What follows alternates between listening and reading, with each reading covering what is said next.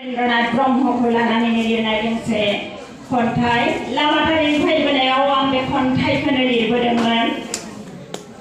आं नों थैनाय नङा। आंखाल आरो निखावरिफोरा गाग्लोबनायनि आगोलावनो नोंनि थांखिफोरा राफोद जाखाबायमोन। हालोद आरो थासारिखौ खोमसिया मन'ग्लाबनायनि आगोलावनो मुरानि गब्लंजों सोराङा देरायाव रिफिखाबायमोन। ओंखायनो नों हाथाइनि बिजाब गलायाव सानफाथोलो फरायनानै लाखियोमोन गावनि गोनांथि आयदा। बेनिखायनोथ' नों राफोद बिबुंथिनि बिगोमामोन उन्दै थाखोनिफ्रायनो। हाजार जेंनायाबो होबथानो हायाखिसै नोंनि थांखि, नोंनि सानस्रि, नोंनि सिमां।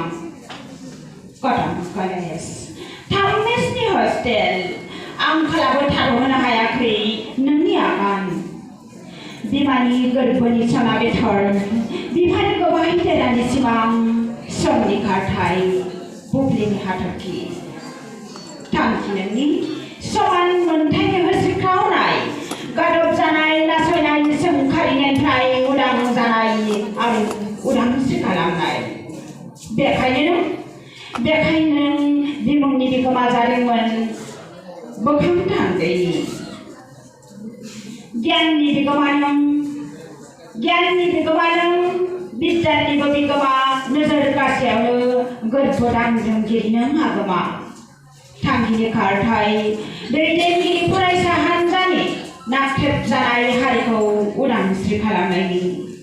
मोन्थोर नोंनि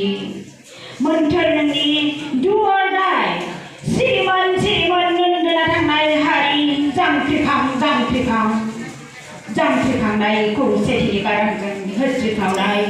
जै बर' हारिनि, जै बर' बिमानि गोसोम जोमैया बेयावनो लामा नायदोंमोन फोजोबस्रांनो।